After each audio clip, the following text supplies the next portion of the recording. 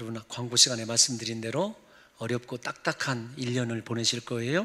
그래도 제가 여러분들과 함께 요한계시록을 대하는 이유는 이 시대에 이단들이 횡행하는 이 시대에 우리들만큼은 요한계시록이 무엇을 의미하는지 제대로 깨닫고 말씀 안에서 구원받은 자의 그 축복을 놓치지 않기를 소망하는 마음 때문이니까 여러분들과 제가 함께 요한계시록을 살펴보는 동안에 오직 성령 하나님만이 우리의 마음을 다스려 주시고 만져주시기를 예수님의 이름으로 축원합니다. 요한계시록은 예수 그리스도의 계시를 기록한 책이라고 말씀드렸습니다. 이 계시는 하나님께서 예수님에게 주신 것으로서 반드시 속히 일어날 일들에 관한 것입니다. 예수님은 이 속히 일어날 일들을 그의 종들, 즉 교회의 사자들에게 보이시려고 그 종 요한에게 알게 하셨습니다. 그러니까 요한에게 모든 것을 보여주셨다는 말씀입니다. 그러므로 예수 그리스도의 계시는 이 땅의 교회들을 위한 하나님의 계시임을 알아야 됩니다. 7교회가 7교회에만 해당되는 것이 아니라 7교회는 온 세상에 존재하는 교회의 대표적 숫자들이에요. 그러니까 온 교회들에게 하나님께서 속히 일어날 일들, 그것에 관해서 주심으로 말미암아 어떠한 핍박과 박해 가운데서라도 우리가 하나님의 이 말씀을 제대로 이해하면은 이겨낼 수 있을 뿐만 아니라 하늘에서 면류관을 쓰고 예수 그리스도를 찬송할 수 있는 위대한 인생을 살게 될 것이라는 거죠. 이러한 의미로 볼 때 요한계시록은 그리스도와 교회와의 관계라고 말할 수 있습니다. 조금 더 좁혀서 이야기하면 요한계시록이 무슨 책이냐 이렇게 저에게 묻는다면 저는 기독론을 바탕으로 쓰여진 교회론이다 이렇게 이야기를 해요. 그러니까 한마디로 얘기하면 예수님과 나와의 관계를 기록한 책이 요한계시록이에요. 예수님과 나와의 관계가 핍박과 박해 속에서도 변형되거나 틀어지지 아니한다면 그 사람은 고난 가운데서도 하나님의 말씀으로 승리한다면 그 사람은 진정한 예수 그리스도의 충성된 증인의 뒤를 따르는 진정한 증인으로 하나님께서 인정해 주실 뿐만 아니라 그들에게만 하늘의 모든 것들이 허락되어진다는 것입니다. 여러분, 특별히 요한이 이 계시를 알게 된 때에 초대교회는 로마로부터 엄청난 고난과 박해를 받고 있었어요. 예수님은 고난받는 교회가 하나님께서 계시하시는 속히 일어날 이 일들, 즉 그것이 지난 시간에 예수 그리스도의 재림이라고 분명히 말씀을 드렸습니다. 심지어는 여러분, 우리가 속히 일어날 일들, 이 단어조차 요한이 그냥 채용한 것이 아닙니다. 다니엘서에 나오는 2장 28절에 있는 말씀을 근거로 지금 사도 요한이 그렇게 이 말씀을 기록하고 있다는 사실을 아셔야 됩니다. 우리 한번 읽어보겠습니다. 시작. 오직 은밀한 것을 나타내실 이는 하늘에 계신 하나님이시라. 그가 느부갓네살 왕에게 후일에 될 일을, 잠깐만요, 후일에 될 일이 무엇이냐면 속히 일어날 일들 이렇게 되어 있어요. 그러니까 이 단어 또한 이 다니엘서에서 다니엘의 예언에서 온 것임을 성도 여러분들이 일단 머릿속으로 아셔야 되고, 요한계시록을 해석하는 데 있어서 다니엘서는 열쇠와 같은 역할을 하게 됩니다. 다니엘서뿐만 아니라 다른 선지서들도 등장하게 되는데, 그러니까 요한이 지금 계시로 받은 말씀은 구약과는 뗄래야 뗄 수 없는 관계의 말씀이고, 초대교회가 구약의 바탕 위에 든든하게 서 있기 때문에 초대교회 성도들만큼은 말씀으로 잘 훈련되어 있어서 지금 사도 요한이 그 당시에 유행하던 묵시의 문학의 형태로 하나님의 말씀을 숨겨서 얘기하지만 교회의 신실한 성도들은 모두가 다 이 말씀을 이해할 수 있었다라는 것이 제가 지난 시간에 드린 말씀입니다. 여러분, 다니엘에 조금 더 얘기를 해보면 확장해서 이 2장 28절에 하나님만이 보이시는 은밀한 일은 무엇이냐면 예수 그리스도의 십자가의 죽으심과 그 부활의 은혜예요. 사람들이 바라는 물리적인 힘과 세상의 권능을 가지고 하나님 나라를 이루는 것이 아니라 역설적으로 십자가에 죽으시고 부활하심으로 말미암아 하나님 나라를 완성하는 그것이 하나님께서 은밀하게 진행하시는 사람들이 깨닫지 못하는 하나님의 비밀스러운 구속 역사라는 것을 이야기하고 있고, 이미 다니엘이 예언한 그 말씀이 여러분 예수 그리스도에 의해서 성취된 시점이라 모든 사람들이 속히 일어날 일들 이렇게 얘기를 했을 때, 그 말씀이 성취되었지, 이제 남아있는 것은 하나님 나라의 완성인데 그 완성은 그리스도의 재림으로 이루어질 것이라는 것을 초대교회 성도들이 물 흐르듯이 이해하게 되었다는 것입니다. 여러분, 그러므로 요한계시록은요, 구속사적인 관점에서 구약의 예언이 현재 성취된 사실적 사건을 토대로 미래적 사건을 이야기하는 형태로 이루어지게 됩니다. 그러니까 구약에서 예언되었던 것이 지금 현재 어떻게 성취되었고, 지금 현재 성취된 예언에 남아있는 부분이 미래에 어떻게 성취될 것인가, 혹은 지금 보여지는 말씀이 구약과 이렇게 상관이 있기 때문에 미래에 반드시 이렇게 이루어질 것이라는 것을 기록하는 책이 바로 요한계시록이라는 것입니다. 여러분, 이렇게 구약이라고 하는 하나님의 약속이 분명하게 성취된 현재를 기반으로 반드시 일어나게 될 미래의 하나님의 구원의 완성을 교회가 기다려야 되고, 그 구원의 완성을 기다리는 사람들, 예수 그리스도의 재림을 기다리는 사람들이 오직 한 가지 집중해야 될 것이 있는데 무엇인가 하면 하나님의 말씀입니다. 그래서 복 있는 사람은 이렇게 선언하지 않습니까? 예수 그리스도께서 처음으로 제자들 앞에 서서 말씀을 가르치실 때 하셨던 말씀이 마카리오스예요. 복 있는 사람은 그 뜻이에요. 오늘 여기에 나와 있는 단어도 동일하게 복 있는 사람입니다. 그 복 있는 사람이 어떤 사람이냐면 하나님의 말씀을 읽고 듣고 지키는 자예요. 그러니까 여러분, 저와 여러분들이 말세에 주님이 다시 오실 그때에 어떤 사람이 복을 받느냐 하면은 하나님의 말씀대로 산 사람이 복을 받아요. 이게 다른 것이 복이 있는 것이 아닙니다.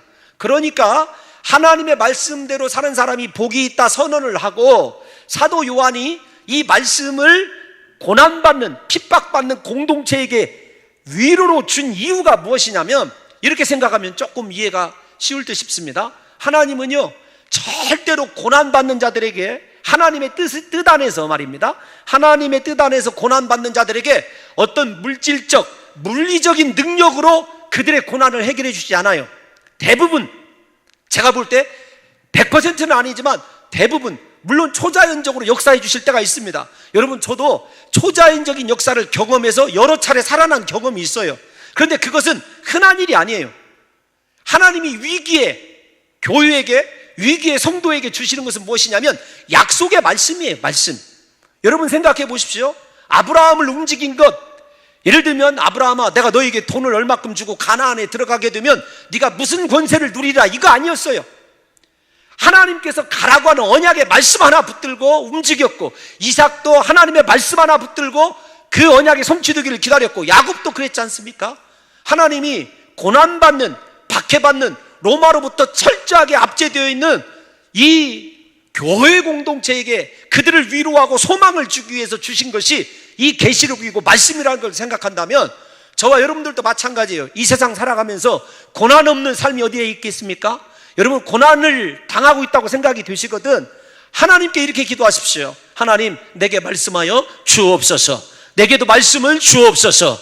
하나님이 주신 말씀 붙들고 그 말씀 안에서 인내로 승리하게 되면은요, 반드시 요한계시록에서 우리에게 보여질 천상의 그 축복이 여러분 우리의 것이 된다는 사실을 믿으시기를 예수님의 이름으로 축원합니다. 그래서 말씀이 얼마나 중요한지를 요한계시록 서론에서만 그렇게 얘기하는 것이 아니라 마지막 장인 22장을 가게 되면은요, 온전히 말씀 이야기예요. 좀 대표적인 구절만 읽어볼까요?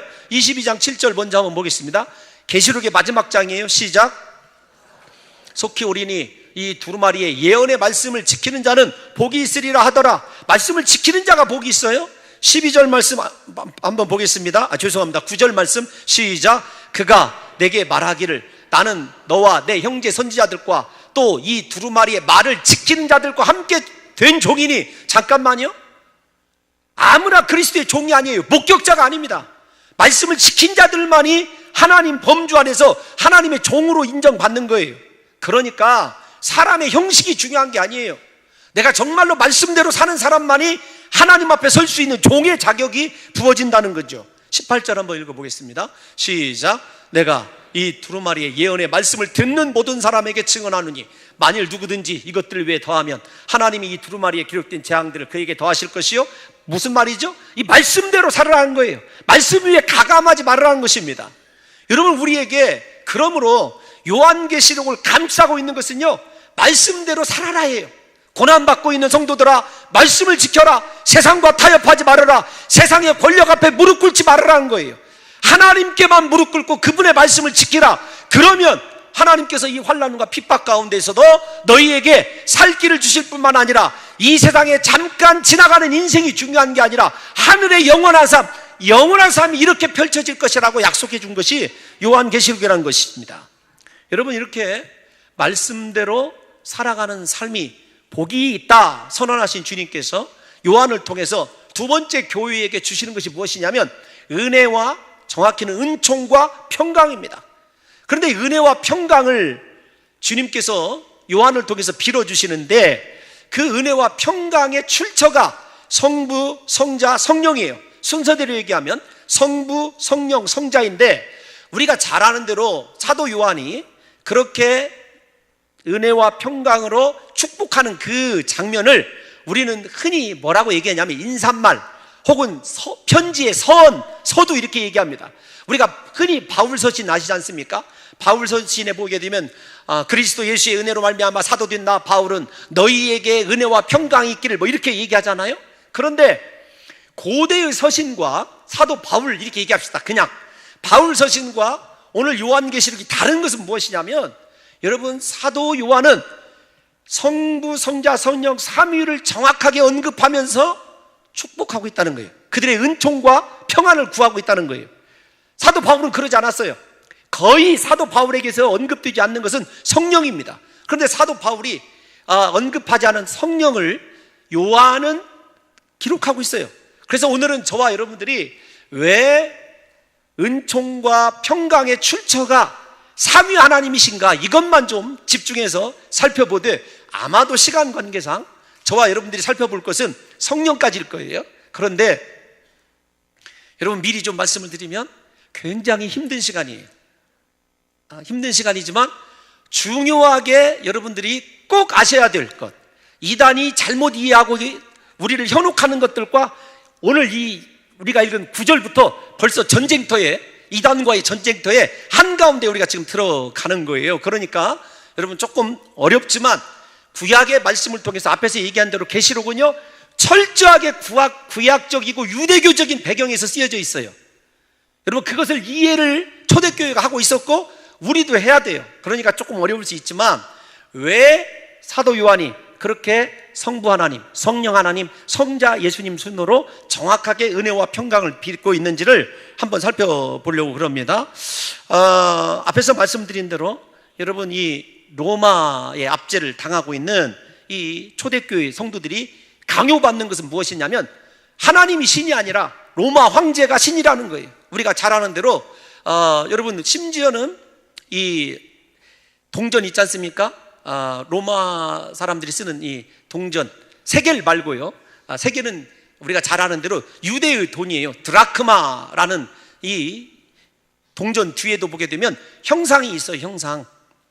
형상이 있는데 데나리온에도 있습니다. 그 형상이 누구의 형상이냐면 시저, 가이사라고 하는 사람의 형상이거든요. 그런데 그 가이사의 그 동전 뒷면에도 뭐라고 쓰여져 있냐면 돈 뒤에도 신의 아들 가이사 이렇게 쓰여져 있어요. 그래서 주님이 그 성전 세 문제로 다퉜을 때 이 돈을 가져오라고 하면서 이 형상이 누구의 것이냐 이렇게 물어보지 않습니까? 그러니까 이 형상이 누구의 것이냐, 다 여러분 시저의 형상인지 알아요. 지금 무슨 말 하시는지, 무슨 말을 하고 있는지 여러분 잘 이해가 되지 않으면, 그러니까 주님께서 뭐라고 대답하시냐면 하나님의 것은 하나님에게로, 가이사의 것은 가이사에게로 이렇게 얘기를 하셔요. 어떤 거냐면 동전 하나 가지고 주님이 하신 얘기가 무엇이냐면 가이사의 것은 가이사에게로 이렇게 말씀하셨을 때 가이사의 형상을 담고 가이사를 신의 아들이라고 생각하는 사람은 가이사의 것이다. 그러니까 사탄의 것이라는 거예요. 그런데 하나님의 것은 하나님에게로 그렇게 얘기했을 때 하나님의 형상이 있는 사람들만 하나님의 소유가 된다는 말씀이에요. 그러니까 이게 굉장히 무섭고 두려운 말씀이거든요. 제가 여러분들에게 다시 이제 요한계시록으로 돌아오면, 여러분 왜 요한이 이렇게 이 편지를 숨겨서 이런 식으로 썼냐면, 로마 황제가 신이니까 황제에게 숭배하라는 거예요. 초대교회는 하나님만이 유일한 신이고 구원자이기 때문에 하나님만 섬겨야 되는 이 긴장 관계에서 진정으로 이 땅에 평안을 주는 것은 팍스 로마나가 아니라는 거예요. 로마의 권력과 황제가 아니라 하나님만이 우리에게 영적인 진정한 평안을 주실 수 있고 은총을 주실 수 있다는 것을 미리 서원해서 편지의 형식으로 이야기를 하는 거예요. 사랑하는 성도 여러분, 세상이 우리에게 평안을 주지 못합니다. 하나님만이 우리에게 평안을 주실 줄로 믿습니다. 우리가 은총 아래서 살아가는 것, 하나님의 은혜만이 우리의 삶을 바꿀 수 있다는 사실을 믿으시기를 예수님의 이름으로 축원합니다. 그러면 먼저 하나님에 대해서 이렇게 묘사를 하죠. 4절을 한번 다시 읽어보겠습니다. 4절 시작. 요한은 아시아에 있는 7교회에 편지하노니, 자, 중요합니다. 이제도 계시고 전에도 계셨고 장차 오실 이이며. 여러분, 이게 좀 시제가 틀렸어요. 시제란 말은 무슨 말이냐면, 헬라어 시제로 보게 되면 이렇게 얘기하죠. 과거에, 전에도 계셨고 현재, 지금도 계셨고 장차 오실 이 하면 훨씬 더 자연스럽지 않습니까? 그런데 이제도 계시다, 이 말을 먼저 사도 요한이 쓰는 이유가 무엇일까요? 무엇이냐면, 너희가 그렇게 박해받고 있는 지금 이 순간에도 하나님이 너와 함께하고 있다는 거예요. 사랑하는 성도 여러분, 하나님이 저와 여러분들과 지금도 함께하고 계심을 믿으시기를 예수님의 이름으로 축원합니다. 그러니까 고난받는 이제도 하나님은 계시다는 거예요. 그러니까 혼자 고난받는다고 생각하지 말으라는 거예요. 예수 그리스도께서 십자가에서 고난받으셨을 때 하나님이 침묵하신 이유는 하나님이 함께 고난받으시기 때문이라고 생각하는 것과 흡사하죠. 우리만 고난받는 것이 아니라 하나님이 계시기 때문에 지금이 굉장히 중요했어요. 지금 하나님이 계신데 너희들 생각해봐라. 하나님이 전에도 계셨고 하나님은 장차 오실 이이다. 여러분, 이 말씀을 보게 되면은 저 말을 한 단어로 설명할 수 있어요. 여호와란 말로 표현할 수 있지 않습니까? 출애굽기 3장에 보게 되면 하나님께서 나는 스스로 있는 자다, 이렇게 자기 자신을 이야기하시거든요. 스스로 계신 하나님, 그 말은 그냥 원래부터 존재하신 하나님이에요. 영원 전부터 영원까지 존재하신 하나님이에요. 그래서 여러분이 여호와라고 하는 단어는요, 굉장히 뭐라고 할까요? 영어의 비동사와 똑같은 히브리어로 그냥 하야동사라고 그러는데, 설명이 필요 없는, 설명할 수 없는 원래 존재하고 있는 그런 상태예요. 그런데 그 하나님이 우리와 함께하고 계시다. 지금 너희와 함께하고 계시는데 중요한 것이 무엇이냐면, 지금도 계셨고 전에도 계셨지만 장차 오실 이라는 거예요. 그런데 여러분, 장차 오실 이 말은 하나님께서 예비하신 종말이 있다, 그 뜻입니다. 왜 그러냐면, 하나님이 장차 오신다, 이 표현을 제가 그냥 창세기를 먼저 끝냈기 때문에 창세기적인 용어로 생각해 보십시다. 하나님이 바벨탑을 쌓던 사람들을 심판하실 때 어떻게 하셨냐면 찾아오셨어요. 우리가 함께 내려가 보자. 예를 들면 아브라함을 통해서 아브라함과 함께 이야기하시기 전에, 소돔과 고모라를 멸하시기 전에 하나님께서 아브라함에게 찾아오셨어요. 하나님이 다시 오신다, 그 말은 세상에는 심판이지만 우리에게는요 구원의 완성이에요. 우리에게는 구원의 길이 보이는 거예요. 그러니까 장차 오실 이 그 말 속에는 하나님이 예비한 종말이 있어요. 구원이든지 심판이든지 하나님이 반드시 오신다는 거예요. 이 말은 어떤 말이냐면, 이제도 계시고 전에도 계셨던 하나님께서 반드시 우리에게 오시는데, 너희의 모습이 하나님의 말씀대로 살았느냐 살지 못했느냐, 그걸 가지고 하나님께서 대면하신다는 거죠. 사랑하는 성도 여러분, 제가 너무 자주 말씀드려서 그렇지만은 인생 죽는 것은 나름대로 그렇게 순응할 수 있을 것 같아요. 그런데 하나님과 마주 앉아야 된다, 마주 서야 된다는 것, 그것만큼은요 실로 지금 생각해도 등골이 오싹해요. 그러니까 이스라엘 백성들, 그리고 새 이스라엘 교회에게 너희가 지금 신앙생활을 누구 앞에서 하고 있느냐예요. 로마 황제 앞에서 하고 있느냐, 사람 앞에서 하고 있느냐, 그게 아니라는 거예요. 하나님 앞에서 네가 반드시 장차 만나게 될 하나님 앞에서 어떤 존재냐라고 하는 것을 우리에게 묻고 있는 것입니다. 사랑하는 성도 여러분, 여러분의 신앙생활에 여러분 이 기준이 하나님이어야 됩니다. 그리고 하나님만이 우리의 소망이 되어야 되고, 다른 사람과 비교해서 상대적으로 신앙생활하는 것이 아니라 하나님 앞에서 절대적으로 신앙생활하는 것이 얼마나 중요한지, 제가 여러분들에게 직접적으로 물어보면 여러분 하나님 만날 준비 되셨습니까? 분명히 장차 오실 이인데 전에도 계셨고 지금도 계신 이 하나님이 반드시 오시는데 그분 앞에 설 준비가 되어 있느냐고요. 우리에게 지금 요한이 물어보는 것은 그거예요. 너희 고난과 핍박이 큰지 안다. 그런데 정말로 너 하나님 앞에 설 수 있느냐? 이게 중요한 거거든요.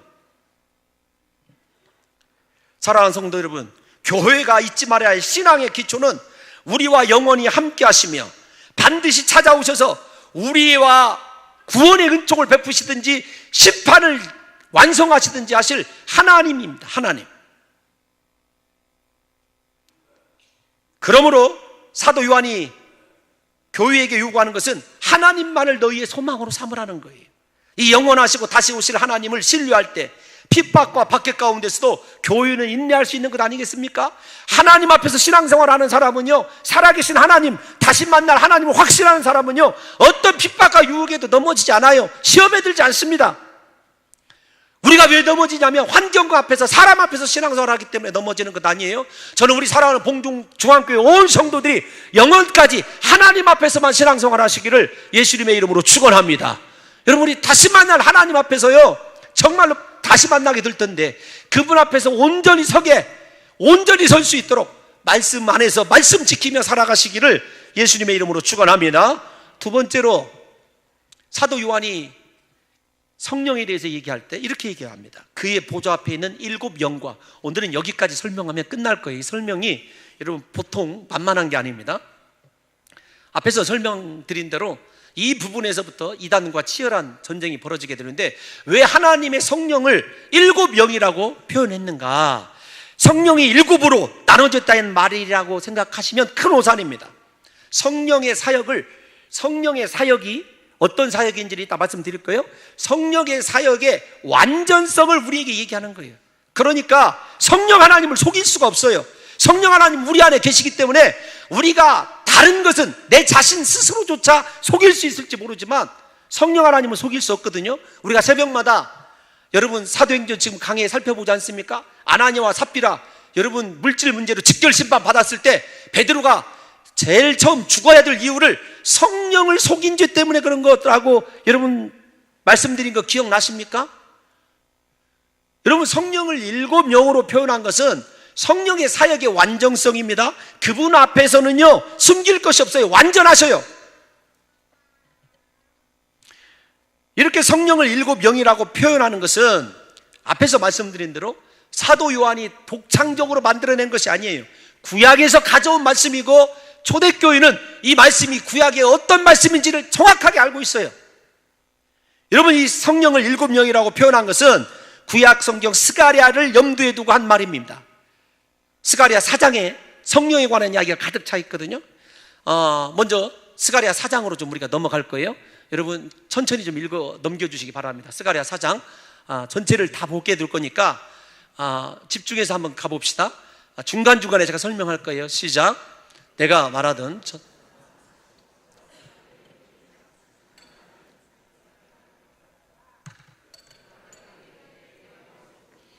내가 대답하되 내가 보니 순금 등잔대가 있는데 그 위에는 기름 그릇이 있고 또 그 기름 그릇 위에 7 등잔이 있으며 그 기름 그릇 위에 있는 등잔을 위해서 7 관이 있고. 잠깐만요.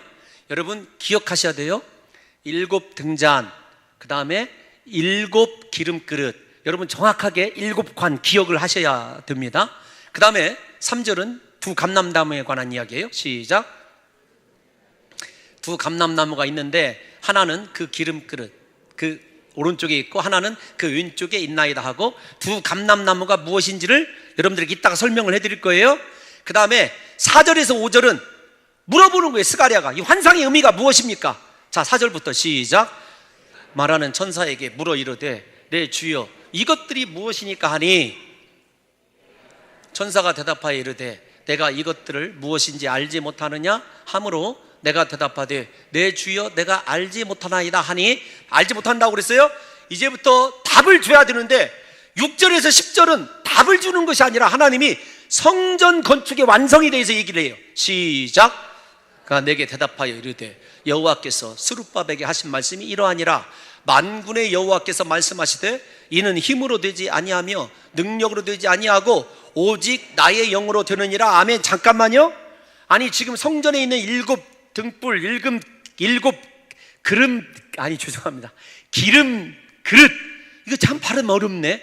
다 같이 한번 해봅시다. 기름 그릇.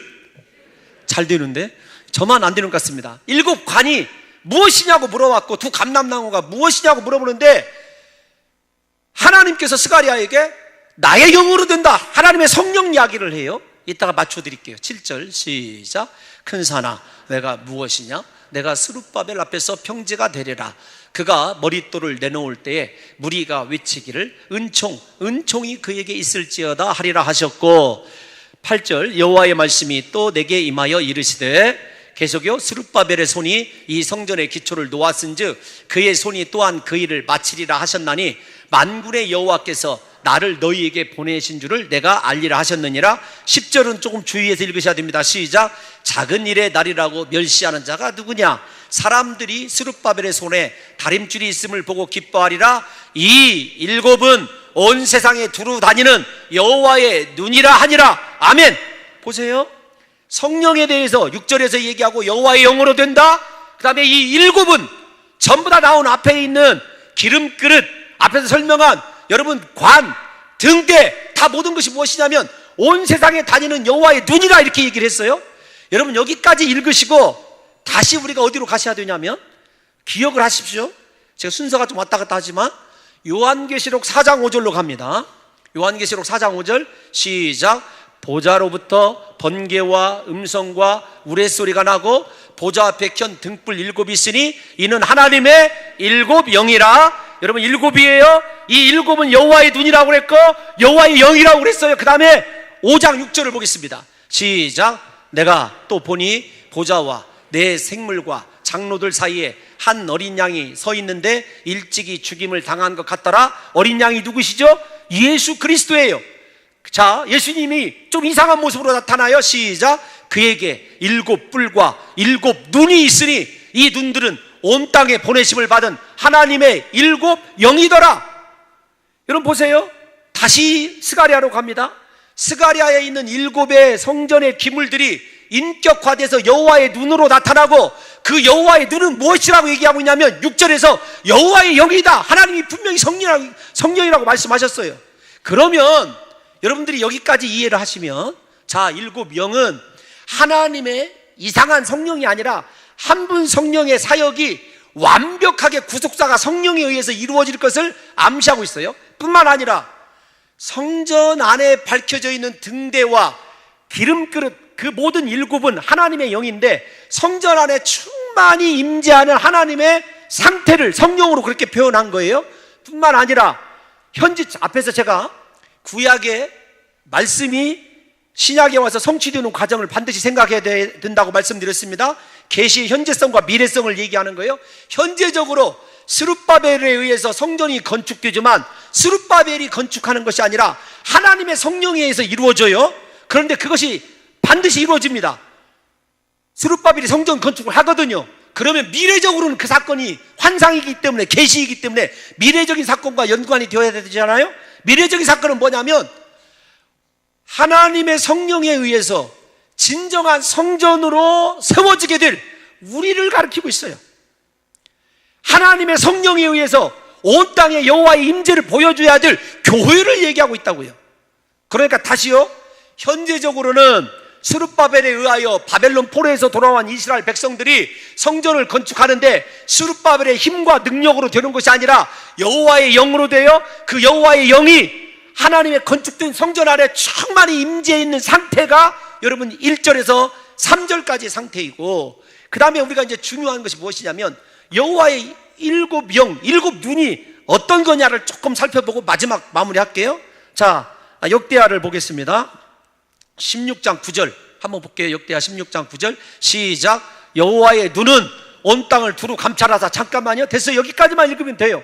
전심으로 자기에게 향하는 자들을 위하여 능력을 베푸신다.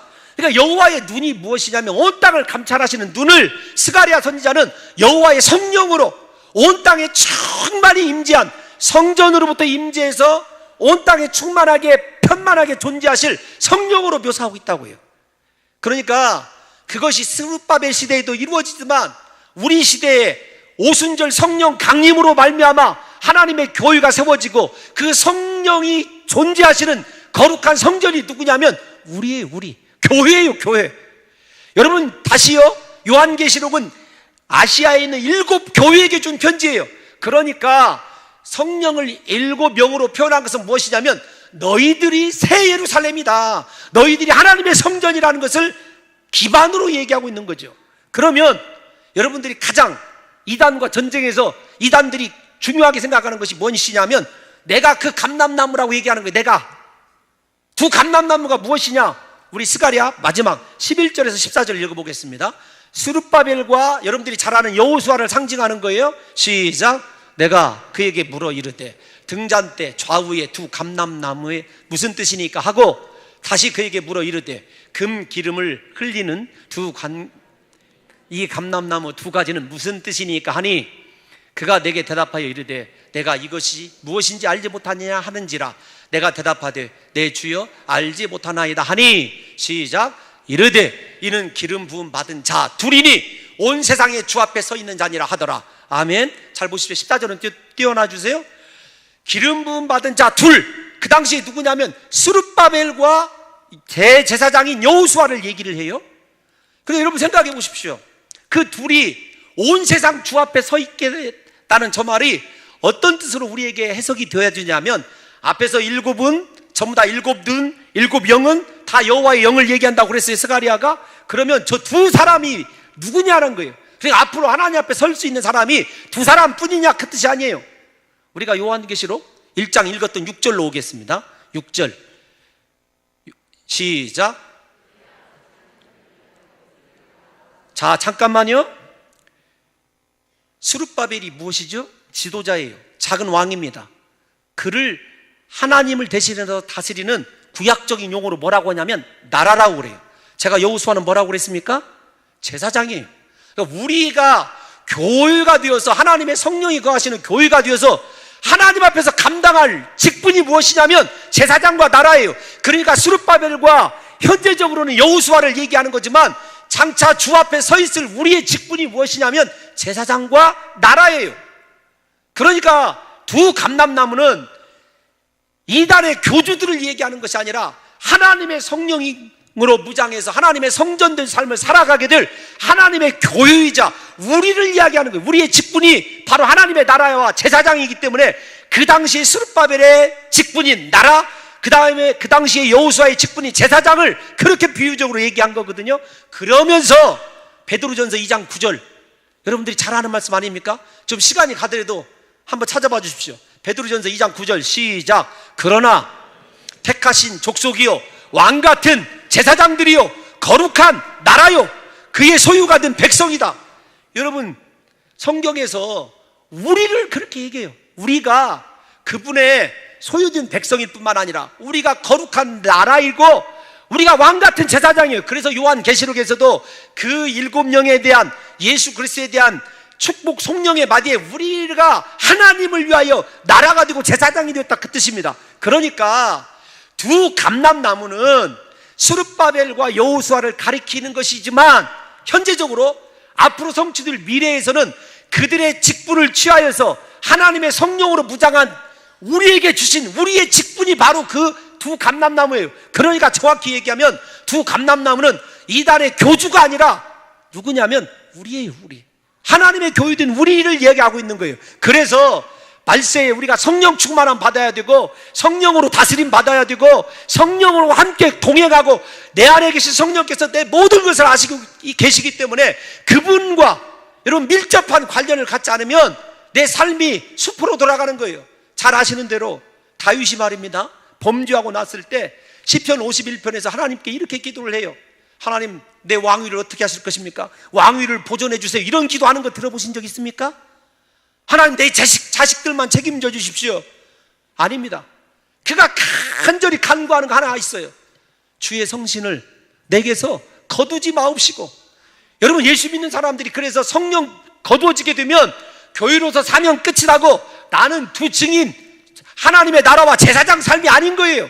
그런데 오늘날 성령 없이 살아가면서 제사장인 척, 여러분 하나님 앞에서 내가 나라가 된 척 살아가는, 여러분 정말로 무늬만 크리스찬인 사람들이 문제라는 거죠.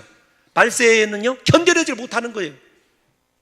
제가 사랑하는 성도 여러분, 이번 한 주 요한계시록을 여러분 묵상하면서 하나님 나에게 성령을 보내주옵소서, 내가 성령으로 회복되게 도와주옵소서, 하나님 내 안에 성령이 계시지 않으면 스가랴 4장도 계시록을 보면 여호와의 7영이 모든 것을 운행하는 것에서 벗어나게 되는데, 부디 우리 사랑하는 성도 여러분들과 제가 하나님의 성령으로 다시 충만하게 회복이 되어져서 하나님이 원하시는 나라요, 하나님이 원하시는 제사장으로 이 땅 가운데 여러분 이 땅의 끝까지 하나님의 성령과 임재가 충만한 그 세계를 우리를 통해서 이루어지도록 부디 저와 여러분들이 하나님의 교회다운 교회로 서시기를 예수님의 이름으로 축원합니다. 하나님 우리를 주의 도구로 사용하여 주옵소서. 예수님의 이름으로 감사드리며 기도하옵나이다. 아멘.